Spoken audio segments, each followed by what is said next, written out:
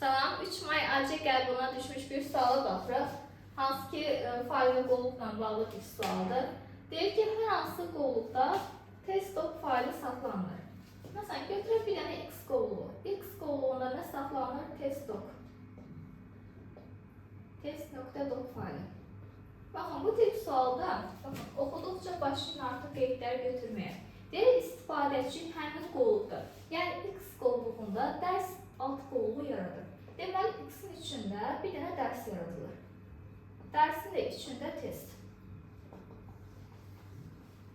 Çünki deyirək, qovluqda dərs alt qovluğu yaradılır və fayl ora daşınır. Okey daşınır. Deyir, daha sonra istifadəçi dərs qovluğu daxilindəykən, yəni dərsin içindəykən 2 səviyyə yuxarı qalxır.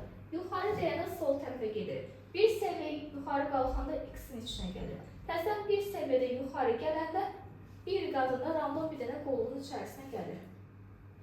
Deyir və həmin qovluqdan, yəni Y-dən program doc faylını silir. Deməli, Y-in içərisində nə var imiş? Program doc faylı varmış. Deyir, silinən fayl nədir? Program doc faylının tam adı bu şəkildədir. Deyir, olduğu məlumdursa, test.doc faylını daşımaya qədər ki, tam adı hansı ola bilər? Deməli, proqram nəyin üçün neymiş? İmtahandır. Biz də bilmirdik də bura qədər bunun imtihan olduğunu. Və müəyyənləşdirik ki, Y neymiş? İmtihan imiş. Bizə nə soruşur? Test.doc faylının daşınmaya qədərki tam adı. Daşınmaya qədərki tam adını soruşanda avtomatiklə dərs olanları çıxmalı. Çünki daşınmaya qədər dərs yox idi, bu dərsin üçün sonradan əlavə olunur. Əslində məntiqlə düşünəndə dərs olan bütün variantları çıxsaq, məsələn, burada da dərs var, burada da dərs, burada da dərs. Deməli, qəbulda da variantlar bunun kimidir. Cavabı ala bilirsiniz seyini.